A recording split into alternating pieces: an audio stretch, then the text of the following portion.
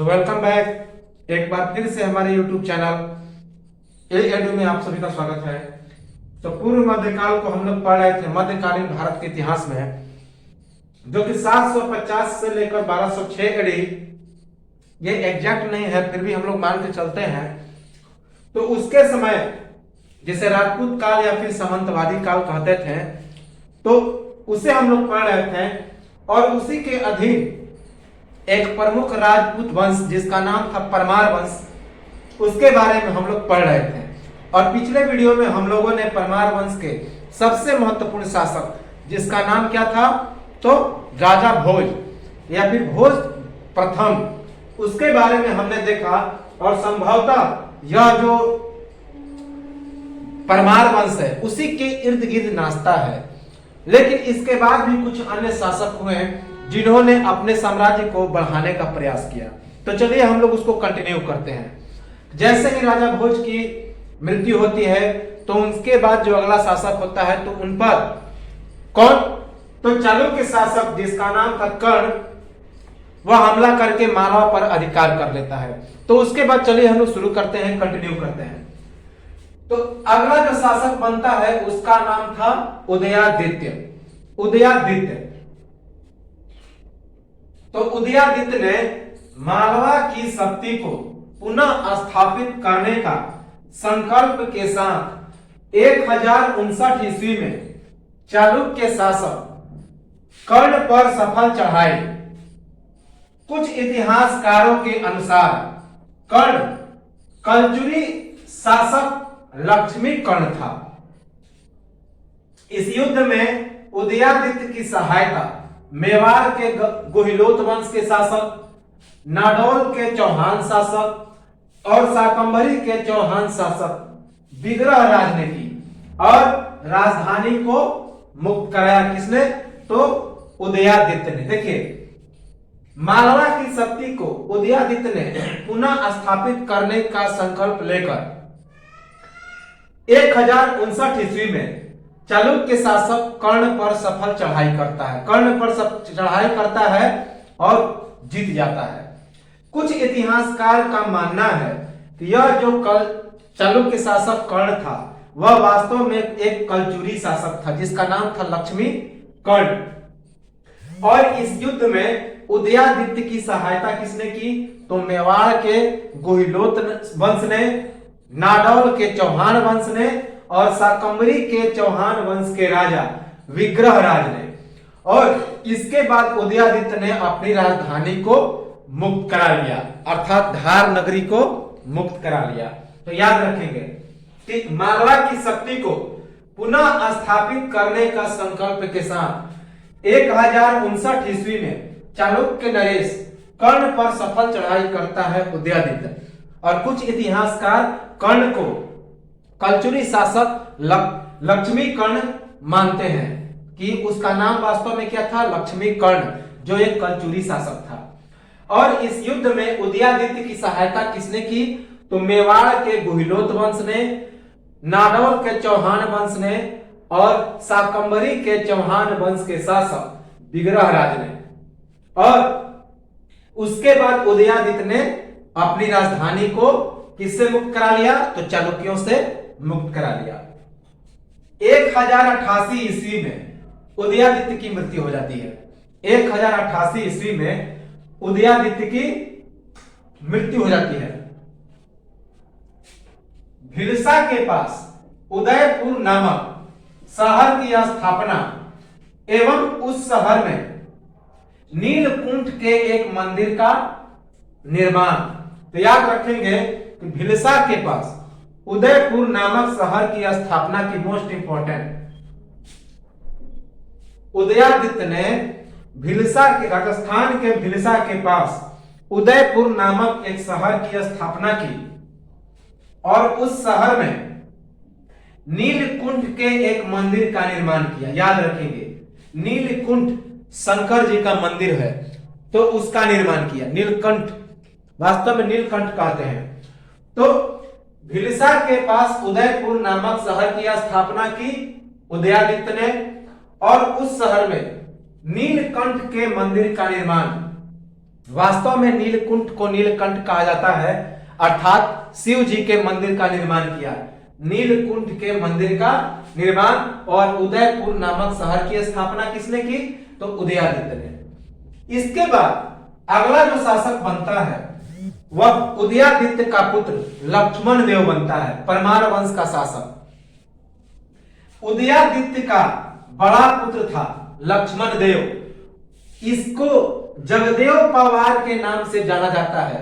यह जगदेव पवार के नाम से काफी प्रसिद्ध था, आज भी है। तो लक्ष्मण देव उदयादित्य का बड़ा पुत्र था और इसे जगदेव पवार के नाम से जानते हैं, अर्थात यह जगदेव पवार के नाम से काफी प्रसिद्ध है। लक्ष्मण देव के शासन काल में पालों की स्थिति, पाल वंशों की स्थिति कमजोर हो गई थी, जिसका फायदा उठाकर बंगाल एवं बिहार पर इस लक्ष्मण देव ने अधिकार कर लिया और बहुत सारे हाथियों की लूट, और बंगाल एवं बिहार में पाल वंश के शासन से बहुत सारे हाथियों को लूट लिया। तो याद रखेंगे कि लक्ष्मण देव के शासन काल में पाल वंशों की स्थिति कमजोर हो गई थी और इसी का फायदा उठाकर लक्ष्मण देव ने बंगाल एवं बिहार पर आक्रमण करके उस पर अधिकार कर लिया और बहुत सारे हाथियों को लूट लिया। याद रखेंगे। कलचुरी शासक यशः कर्ण पर विजय और राजधानी त्रिपुरी की लूट। तो याद रखेंगे लक्ष्मण देव ने कलचुरी शासक यशः कर्ण पर विजय प्राप्त करता है।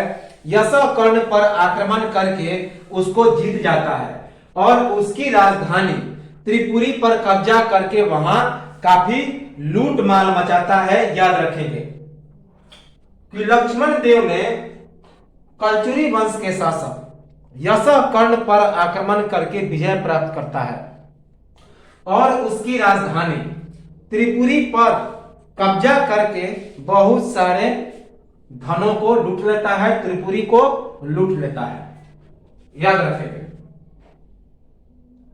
महमूद गजनवी द्वारा उज्जैन के युद्ध में पराजित होने के बाद सत्ता से हटाया गया तथा अगला शासक छोटा भाई नरवर्मा या नरवर्मन बना। याद रखेंगे कि महमूद गजनवी ने उज्जैन के युद्ध में लक्ष्मण देव को पराजित कर दिया और पराजित करने के बाद महमूद गजनवी ने लक्ष्मण देव को सत्ता से हटा दिया और उसके बाद इसके छोटे भाई नरवर्मन, जिसे नरवर्मा भी कहते हैं, उसे गद्दी पर बैठा दिया। तो याद रखेंगे कि महमूद गजनवी द्वारा उज्जैन के युद्ध में पराजित होने के बाद लक्ष्मण देव को परमार वंश के शासक के गद्दी से महमूद गजनवी हटा देता है और इसके बाद अगला जो शासक बनता है वह इसका छोटा भाई नरवर्मा या फिर नरवर्मन बनता है। राजा उदयादित्य, इसकी दो पत्नियां थी। एक सोलंकी राजवंश की थी जिससे पुत्र लक्ष्मण देव का जन्म हुआ और दूसरा बाघेला राजवंश की थी जिससे एक पुत्र ऋणधवल नामक पुत्र का जन्म हुआ। तो याद रखेंगे राजा विक्रमादित्य की दो पत्नियां थी।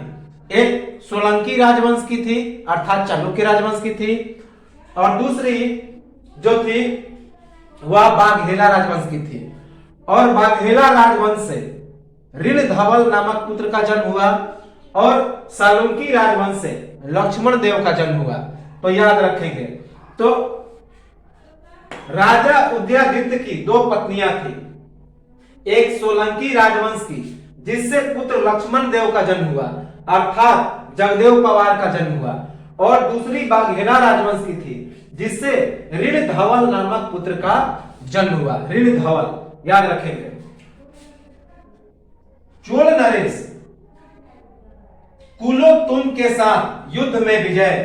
तो एक महान चोल नरेश था कुलोत्तुंग, तो उससे लक्ष्मण देव जीत जाता है। तो चोल नरेश के साथ भी परमार वंशों का युद्ध होता है और इसमें परमार वंश की तरफ से कौन लड़ता है? तो लक्ष्मण देव या जगदेव पवार। तो जगदेव पवार या लक्ष्मण देव चोल नरेश कुलोतुंग के साथ युद्ध में विजय प्राप्त करता है, याद रखेंगे। साहसी योद्धा एवं कीर्ति सारे देश में वीर जगदेव पवार के नाम से प्रसिद्ध। तो यह जो लक्ष्मण देव था वह एक साहसी योद्धा था और इसकी कीर्ति सारे देश में फैल गई थी।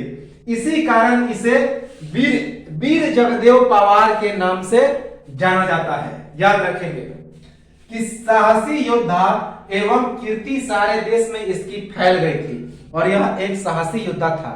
इसी कारण इसे वीर जगदेव पवार के नाम से प्रसिद्ध किया गया। वीर जगदेव पवार के नाम से यह प्रसिद्ध हुआ। गुजरात के सीमांत क्षेत्रों में बर्बर पहाड़ी जातियों को दंड दिया। बर्बर पहाड़ी जाति पुण्यात्मा ऋषियों को दुख देते थे।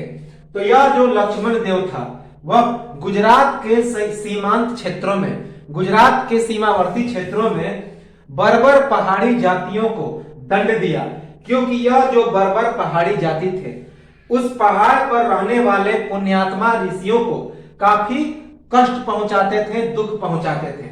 तो याद रखेंगे कि लक्ष्मण देव ने गुजरात के सीमांत क्षेत्रों में बर्बर पहाड़ी जातियों को दंड दिया, क्योंकि बर्बर पहाड़ी जाति पुण्यात्मा ऋषियों को दुख देते थे, कष्ट देते थे।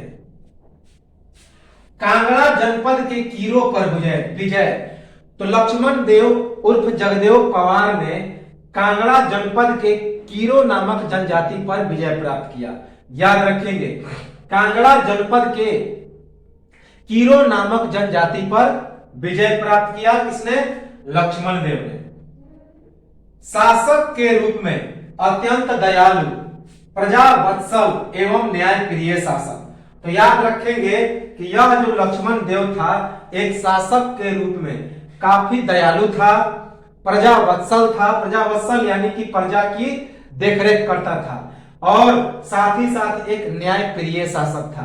तो शासक के रूप में अत्यंत दयालु, प्रजावत्सल एवं न्याय प्रिय शासक था कौन? लक्ष्मण देव। इसके बाद सम्राट विक्रमादित्य और राजा भोज की उदांत परंपराओं की पुनः शुरुआत। उदांत परंपराओं का मतलब होता है भेष बदलकर जनता की स्थिति का पता लगाना।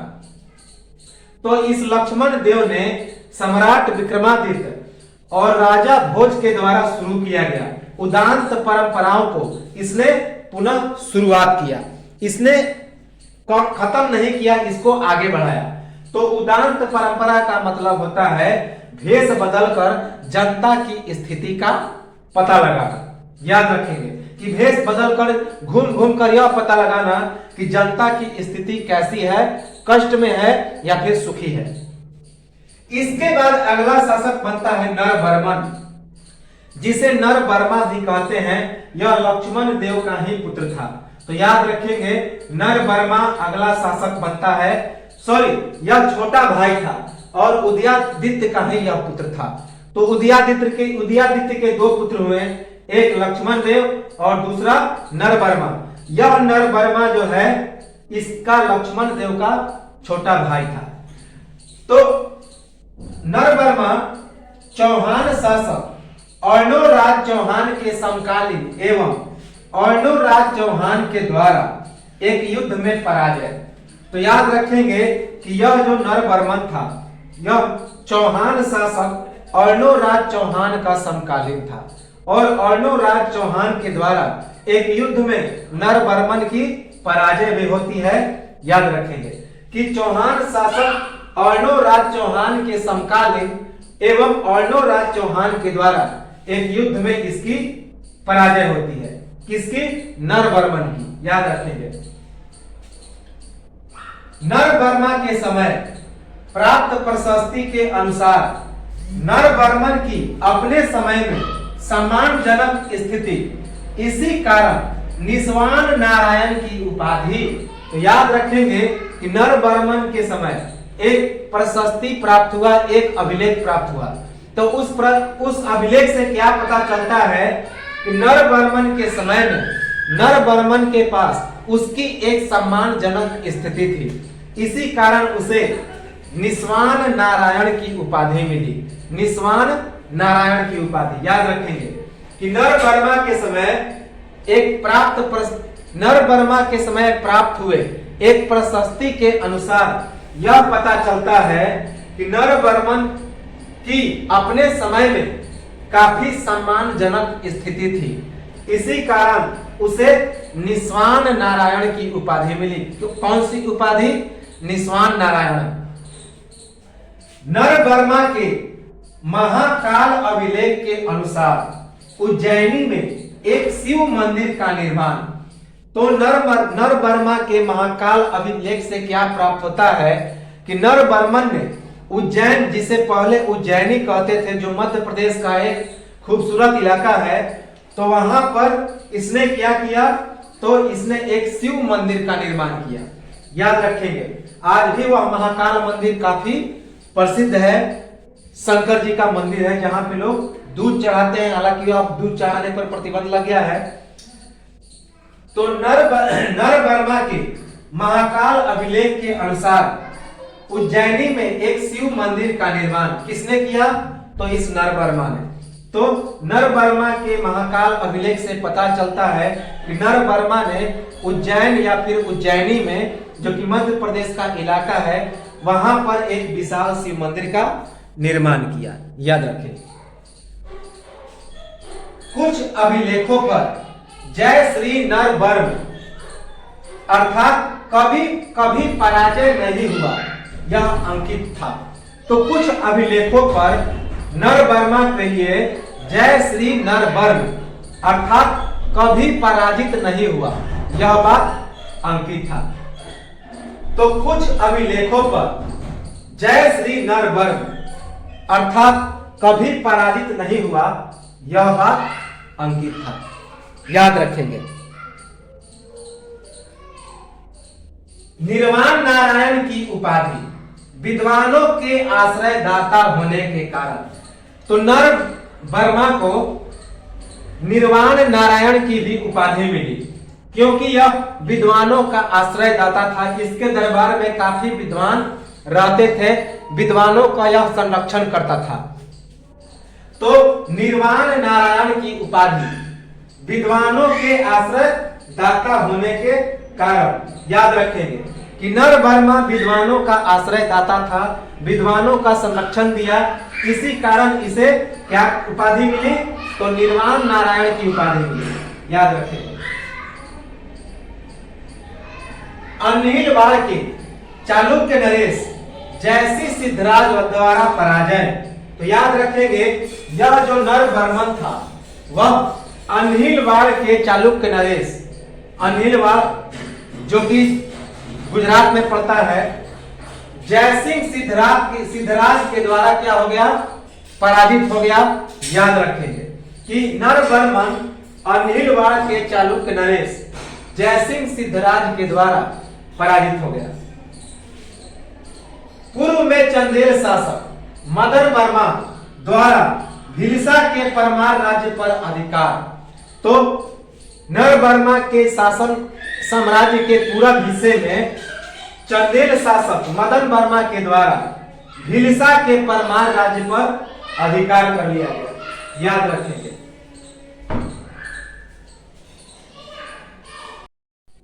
तो पूर्व में चंदेल शासक मदन वर्मा के द्वारा भिलसा के परमार राज्य पर अधिकार।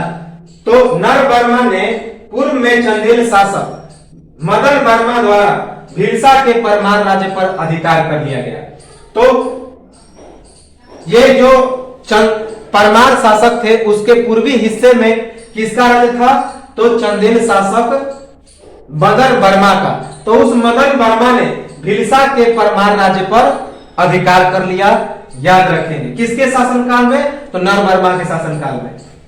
नरवर्मा के बाद अगला जो शासक बनता है परमार वंश का वह था यशोवर्मा, जिसे यशोवर्मन भी कहते हैं।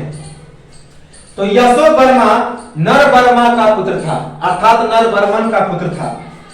इसके समय चालुक्यों के आक्रमण के कारण मालवा की स्थिति खराब। यशोवर्मा स्थिति को संभाल नहीं पाया और साम्राज्य बिखरता गया। भिलसा पर चंदेल शासक मदन वर्मा का अधिकार।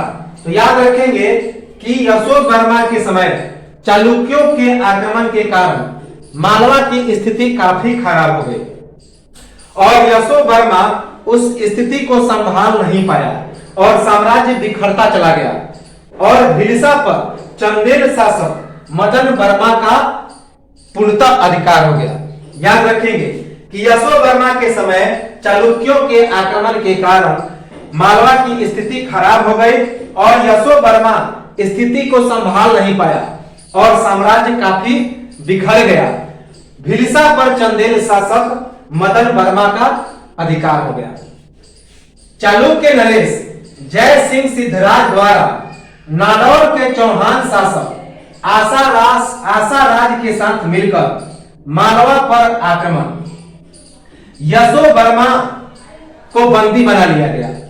संपूर्ण मालवा पर जयसिंह सिद्धराज का अधिकार हो गया एवं उसने अवंतीनाथ की उपाधि ली। याद रखेंगे कौन सी उपाधि? अवंतीनाथ की। तो यशोवर्मा के समय चालुक्य नरेश जयसिंह सिद्धराज ने नागौर के चौहान शासक आसाराज के साथ मिलकर मालवा पर आक्रमण किया और इसमें यशोवर्मा को बंदी बना लिया गया। इसके बाद संपूर्ण मालवा पर जयसिंह सिद्धराज का कब्जा हो गया और जयसिंह सिद्धराज ने कब्जा करने के बाद अपने आप को कौन सी उपाधि प्रदान की? तो अवंतीनाथ की उपाधि प्रदान की। याद रखेंगे अवंतीनाथ। उसके बाद अगला जो शासक आता है वह जयवर्मन या जयवर्मा। याद रखेंगे यशोवर्मा के बाद अगला परमार शासक बनता है जयवर्मन। यह यशोवर्मन का पुत्र था। तो जयवर्मन या जयवर्मा यशोवर्मा या यशोवर्मन का पुत्र था। कल्याणी के चालुक्य शासक जगदेक मल्ल एवं होयसल शासक नरसिंह वर्मन प्रथम के द्वारा मालवा पर आक्रमण। संपूर्ण मालवा की शक्ति को नष्ट कर बल्लाल सेन को वहां का शासक नियुक्त किया गया। अगले 20 वर्षों तक मालवा गुजरात का अंग बना रहा। तो याद रखेंगे कल्याणी के चालुक्य शासक जगदेक मल्ल एवं होयसल शासक नरसिंह वर्मन प्रथम के द्वारा मालवा पर आक्रमण किया गया और संपूर्ण मालवा की शक्ति को नष्ट कर इन्होंने बल्लाल सेन को वहां का शासक नियुक्त कर दिया। किसे? बल्लाल सेन को। और अगले 20 वर्षों तक मालवा गुजरात का अंग बना रहा। तो याद रखेंगे कि जयवर्मन के समय कल्याणी के चालुक्य शासक जगदेक मल्ल एवं होयसल शासक नरसिंह वर्मन प्रथम के द्वारा मालवा पर आक्रमण किया गया और संपूर्ण मालवा की शक्ति को नष्ट करके बल्लाल सेन को वहां का शासक नियुक्त कर दिया गया और अगले 20 वर्षों तक मालवा गुजरात का अंग बन गया। याद रखेंगे अगले 20 वर्षों के बाद 20 वर्षों तक। लेकिन 20 वर्षों के बाद फिर विंध्यवर्मन जो कि जयवर्मन का पुत्र था शासक बनता है। वह मालवा पर एक बार फिर से अधिकार कर लेता है। तो अगला शासक बनता है विंध्यवर्मन जो कि जयवर्मन का पुत्र था। चालुक्य नरेश मूलराज द्वितीय को परास्त कर पुनः मालवा पर अधिकार। तो यह विंध्यवर्मन ने चालुक्य नरेश मूलराज द्वितीय को परास्त करके हरा के मालवा पर अधिकार कर लिया एक बार फिर से। याद रखेंगे कि विंध्यवर्मन जो कि जयवर्मन का पुत्र था उसने चालुक्य नरेश मूलराज द्वितीय को पराजित करके एक बार फिर से मालवा पर कब्जा कर लिया। याद रखेंगे विंध्यवर्मन के बाद अगला जो शासक आता है परमार वंश का वह था सुभट वर्मन। सुभट वर्मन यह भी जयवर्मन का ही पुत्र था अर्थात विंध्यवर्मन का छोटा भाई था। याद रखेंगे तो सुभट वर्मन जयवर्मन का पुत्र था। गुजरात के चालुक्यों के लाट सामंत सिंह पर विजय डम्भोई तथा काम्बे में कई जैन मंदिरों की लूट, अनहिलवाड़ पर विजय एवं सोमनाथ पर चढ़ाई, भीम द्वितीय द्वारा सोमनाथ वापस लौटाया गया। तो याद रखेंगे कि सुभट बर्मन जो कि जय बर्मन का पुत्र था, वह गुजरात के चालुक्यों के लाट वंश के शासक सामंत सिंह पर हमला करता है और विजय प्राप्त कर लेता है।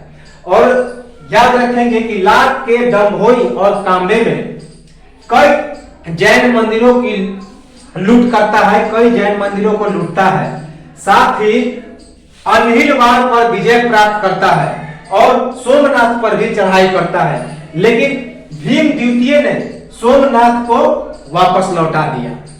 तो याद रखेंगे कि गुजरात या जो सुभट बर्मन या जय बर्मन का पुत्र था, वह गुजरात के चालुक्यों के लाट वंश के शासक जिसका नाम था सामंत सिंह, उस पर विजय प्राप्त करता है और डम्भोई और काम्बे में कई जैन मंदिरों को लूट लेता है। उसके बाद अनहिलवाड़ पर विजय प्राप्त कर लेता है, गुजरात के अनहिलवाड़ पर, और सोमनाथ पर भी चढ़ाई करता है। लेकिन भीम द्वितीय सोमनाथ को वापस लौटा देता है, याद रखेंगे। इसके बाद अगला शासक बनता है सुभट बर्मन का पुत्र जिसका नाम था अर्जुन बर्मन। याद रखेंगे, अर्जुन बर्मन सुभट बर्मन का पुत्र था। गुजरात के जयसिंह को पराजित कर उसकी कन्या से विवाह, यादव वंशी सिंघन द्वारा पराजय। तो अर्जुन बर्मन गुजरात के जयसिंह सिद्धराज को पराजित करके उसकी कन्या से विवाह करता है और यादव वंशी सिंघन द्वारा इसकी पराजय हो जाती है। याद रखेंगे कि अर्जुन बर्मन जो कि सुभट बर्मन का पुत्र था, वह गुजरात के जयसिंह सिद्धराज को पराजित करता है और उसकी कन्या से विवाह कर लेता है। गुजरात जो जयसिंह था वह क्या था, तो यह एक चालुक्य शासक था, तो उसे पराजित करता है। याद रखेंगे, चालुक्य शासक जयसिंह सिद्धराज को यह अर्जुन बर्मन पराजित करता है। पराजित करने के बाद उसकी कन्या से यह क्या कर लेता है, तो विवाह कर लेता है। और लेकिन यादव वंशी शासक सिंघन द्वारा इसकी पराजय हो जाती है। तो एक यदुवंशी शासक था जिसका नाम था सिंघन, उसके द्वारा अर्जुन बर्मन की पराजय हो जाती है। इसके दरबार में दो कवि रहते थे, काफी महत्वपूर्ण कवि प्रसिद्ध थे। एक का नाम था मदन और दूसरे का नाम था आसाराम। तो यह पूछा गया है कि मदन और आसाराम किस परमार वंश के किस शासक के दरबारी कवि थे। यह मदन और आसाराम को संरक्षण किसने दिया था, आश्रय किसने दिया, तो अर्जुन बर्मन ने, जो कि सुभट बर्मन का पुत्र था। तो याद रखेंगे, सुभट बर्मन का पुत्र अर्जुन बर्मन के दरबारी कवि दो थे, एक का नाम था मदन और दूसरे का नाम था आसाराम। याद रखेंगे। इसके बाद के जो शासक होते हैं वह इंपॉर्टेंट नहीं है, क्योंकि अब जो है पूरी तरह से कब्जा हो चुका है किसका, चालुक्य वंशों का लगभग। और 1305 ईस्वी में अलाउद्दीन खिलजी आएगा और अलाउद्दीन खिलजी इसको अपने साम्राज्य में मिला लेगा। तो अंतिम जो शासक बनता है वह बनता है संजीव सिंह परमार। संजीव सिंह परमार जो कि अंतिम शासक होता है, याद रखेंगे। परमार वंश का अंतिम शासक, ये परमार वंश का अंतिम शासक था संजीव सिंह परमार। लेकिन कुछ इतिहासकार मानते हैं कि 1305 ईस्वी में अलाउद्दीन खिलजी हमला करता है और इसके पहले जो शासक था मालक देव, उसको पराजित करके इस पर मालवा को अपने अधिकार में ले लेता है। लेकिन 1305 से 1327 ईस्वी तक उसके अधीन में एक छुटमुट शासक था जिसका नाम था संजीव सिंह परमार। यदि ऑप्शन में संजीव सिंह परमार रहे तो यही आंसर होगा, नहीं अगर ऑप्शन में महलक देव होगा और संजीव सिंह परमार नहीं होगा तो उत्तर होगा महलक देव। तो संजीव सिंह परमार परमार वंश का अंतिम शासक रहा। अब हम लोग कुछ अन्य तथ्यों को देखते हैं, कुछ अन्य तथ्य को देखते हैं परमार वंश के शासनकाल में। इसके बाद यह परमार वंश समाप्त हो जाएगा।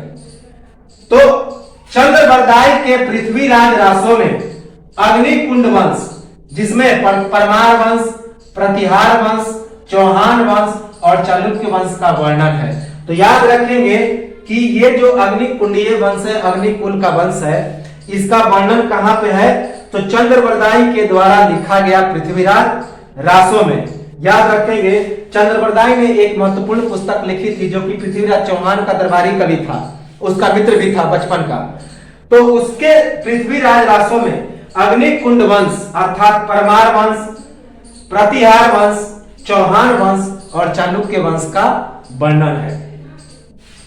सियप द्वितीय की जानकारी हर्षल अभिलेख से, वाकपतिराज मुंज की जानकारी उज्जैन अभिलेख से, राजा भोज की जानकारी बसवर अभिलेख से मिलता है अधिकतर। तो याद रखेंगे कि सियप द्वितीय, जिसे श्री हर्ष भी कहते थे, तो उसके बारे में सबसे अधिक जानकारी किससे मिलती है? तो हर्षल अभिलेख से। वाकपतिराज मुंज की सबसे अधिक जानकारी किससे मिलती है? तो उज्जैन अभिलेख से। राजा भोज की सबसे ज्यादा जानकारी तो बसवर अभिलेख से मिलती है, याद रखेंगे। और उदयपुर प्रशस्ति किस पर लिखा गया है? तो पत्थर पर लिखा गया है। याद रखेंगे कि सियप द्वितीय या श्री हर्ष के बारे में सबसे अधिक जानकारी हर्षल अभिलेख से मिलती है। वाकपतिराज मुंज की सबसे अधिक जानकारी उज्जैन अभिलेख से मिलती है और राजा भोज की सबसे अधिक जानकारी बसवर अभिलेख से मिलती है। और उदयपुर प्रशस्ति किस पर लिखा गया है? तो पत्थर पर लिखा गया है। वाकपतिराज मुंज के बारे में यह लिखा गया है प्रबंध चिंतामणि में। प्रबंध चिंतामणि में लिखा गया है कि वाकपतिराज मुंज की लंबाई 7 फीट था, उसका अच्छा व्यक्तित्व था और वह एक मजबूत व्यक्ति था। और इस प्रबंध चिंतामणि के अनुसार लिखा गया है कि वाकपतिराज की सबसे महत्वपूर्ण जीत कल्याणी के चालुक्य शासक तैलप द्वितीय पर था। याद रखेंगे तैलप द्वितीय, जिसे तैलप भी कहते हैं। तो वाकपतिराज मुंज की लंबाई कितनी थी? 7 फीट। यह एक अच्छा व्यक्तित्व वाला व्यक्ति था और एक मजबूत व्यक्ति था। प्रबंध चिंतामणि के अनुसार यह बात कहा गया है। और प्रबंध चिंतामणि में एक और बात कहा गया है कि वाकपतिराज की सबसे महत्वपूर्ण जीत कल्याणी के चालुक्य शासक तैलप द्वितीय पर था, जिसके बारे में हम लोग पिछले वीडियो में पढ़ चुके हैं। मालवा के परमार वंश का संस्थापक सियप द्वितीय श्री हर्ष। याद रखेंगे प्रथम श्री हर्ष की दरबारी प्रथम स्वतंत्र एवं प्रतापी शासक। तो पूछा जाएगा कि परमार वंश की स्थापना किसने की? तो पहला जो हमने बताया था उदय के बारे में, लेकिन मालवा के परमार वंश का शासक संस्थापक तो सियप द्वितीय, जिसे श्री हर्ष भी कहते हैं, वह प्रथम स्वतंत्र एवं प्रतापी शासक बना। क्योंकि इसी के समय क्या होगा कि जो राष्ट्रकूट वंश था उससे यह परमार वंश पूरी तरह मुक्त हो गया था। तो याद रखेंगे कि मालवा के परमार वंश का संस्थापक कौन था? तो सियप द्वितीय, लेकिन परमार वंश का संस्थापक कहा जाएगा तो उदयराज, जो कि पहला शासक था। क्योंकि सियप द्वितीय, जिसे श्री हर्ष भी कहा जाता है, इसी के समय परमार वंश राष्ट्रकूटों से स्वतंत्र हुआ था और यह प्रथम स्वतंत्र एवं प्रतापी शासक बना था। तो मालवा का परमार वंश का संस्थापक सियप द्वितीय या फिर श्री हर्ष, जो कि प्रथम स्वतंत्र एवं प्रतापी शासक था। मालवा के परमार वंश में 8 प्रतापी शासक हुए और अंतिम प्रतापी शासक था राजा भोज। तो अगर पूछा जाएगा प्रतापी शासक तो 8 हुए, लेकिन पूछा जाएगा कि कितने शासक हुए, तो जितने शासक हमने बताया था उसको आप लोग गिनती गिन लेंगे और उसके बाद वो उत्तर होगा। हालांकि ये प्रश्न आता नहीं है, लेकिन अगर पूछा जाए कि कितने प्रतापी शासक हुए, तो 8 प्रतापी शासक हुए, जिसमें सबसे अंतिम प्रतापी शासक राजा भोज या भोज प्रथम। नैषधीय चरित्र के लेखक श्रीहर्ष, तो श्रीहर्ष ने एक पुस्तक लिखा था जिसका नाम था नैषधीय चरित्र, याद रखेंगे। सीयप द्वितीय या फिर नैषधीय चरित्र ने एक पुस्तक लिखा था जिसका नाम था, श्रीहर्ष ने एक पुस्तक लिखा था जिसका नाम था नैषधीय चरित्र। अमित गति वाक्पति राज मुंज के दरबारी कवि थे, याद रखेंगे कि अमित गति वाक्पति राज मुंज के दरबारी कवि थे। श्रीहर्ष की दरबारी कवित्री का नाम क्या था? सीता। तो श्रीहर्ष के दरबार में एक कवित्री भी रहती थी, उसका नाम क्या था? सीता था। याद रखेंगे कि श्रीहर्ष के दरबार में एक कवित्री रहती थी, उसका नाम था सीता। भर्तृहरि, बाबा जिसे बाबा भर्तृहरि भी कहते हैं, की गुफाओं का निर्माण उज्जैन के पास भर्तृहरि की याद में परमार वंश के शासकों द्वारा 11वीं शताब्दी में किया गया। इसमें रंगीन भित्ति चित्र बनाया गया है। तो याद रखेंगे भर्तृहरि जिसे बाबा भर्तृहरि भी कहते हैं, तो इसकी गुफाओं का निर्माण उज्जैन के पास किसकी याद में किया गया है? तो परमार वंश के शासकों के द्वारा 11वीं शताब्दी में किया गया है। और इसमें रंगीन भित्ति चित्र है, अर्थात दीवार पर बनाया गया रंगीन चित्र है। तो भर्तृहरि के बारे में हम लोग कुछ चर्चा करेंगे, जिन्होंने नीति शतक, वैराग्य शतक और श्रृंगार शतक की रचना की थी। तो भर्तृहरि जिसे बाबा भर्तृहरि भी कहते हैं, कि गुफाओं का निर्माण उज्जैन के पास भर्तृहरि की याद में परमार वंश के शासकों के द्वारा 11वीं शताब्दी में बनाया गया था, जिसमें रंगीन भित्ति चित्र है, अर्थात दीवारों पर बनाया गया चित्र है। परमार वंश का अंत अलाउद्दीन खिलजी के द्वारा अपने साम्राज्य में मिलाने के बाद हुआ 1305 ईस्वी में। इसके बाद मालवा दिल्ली सल्तनत का अंग बन गया। तो परमार वंश का अंत 1305 ईस्वी में हुआ, जब अलाउद्दीन खिलजी ने इस मालवा को अपने साम्राज्य में मिला लिया, और इसके बाद मालवा दिल्ली सल्तनत का अंग बन गया। याद रखेंगे। पर अलाउद्दीन खिलजी ने महलत देव को हराया था और उसकी हत्या की थी। तो कहा जाता है कि परमार वंश का अंत इसी समय हो गया था, जब संजीव सिंह परमार से पहला शासक कौन था? तो महलत देव। और 1305 ईस्वी में अलाउद्दीन खिलजी ने महलत देव को पराजित किया और उसके बाद उसकी हत्या कर दी और मालवा को अपने साम्राज्य में दिल्ली सल्तनत में पूरी तरह से मिला लिया। याद रखेंगे। लेकिन वास्तविक अंतिम शासक था संजीव सिंह परमार, जो 1305 से 1327 ईस्वी तक रहता है, लेकिन मुगलों के अधीन नाम मात्र का। और 1327 ईस्वी में इसका पूर्णतः विनाश हो जाता है। परमार वंश के इतिहास को जानने के लिए सबसे महत्वपूर्ण प्रशस्ति कौन है? तो उदयपुर प्रशस्ति। तो परमार वंश के इतिहास को जानने के लिए सबसे महत्वपूर्ण प्रशस्ति कौन है? तो उदयपुर का प्रशस्ति या उदयपुर का अभिलेख। याद रखेंगे। परमार वंश का अर्थ होता है शत्रु का विनाशक। तो परमार वंश का क्या अर्थ होता है? शत्रु को विनाश करने वाला, शत्रु का विनाशक, शत्रु को नष्ट करने वाला। याद रखेंगे। और परमार वंश 9वीं शताब्दी में चला और 14वीं शताब्दी में इसका अंत हो गया। तो ये था हमारा पूरा परमार वंश। तो एक स्क्रीनशॉट ले लें और इसको सब्सक्राइब जरूर करें और एक बेहतर नोट्स बनाएं, हमारे बातों को सुनकर और लिखे हुए को एक कोऑर्डिनेशन बना के। तो इसको लाइक करें, सब्सक्राइब करें, कमेंट करें और शेयर करें। तो हम लोग मिलते हैं अगले वंश को लेकर अगले वीडियो में। तब तक के लिए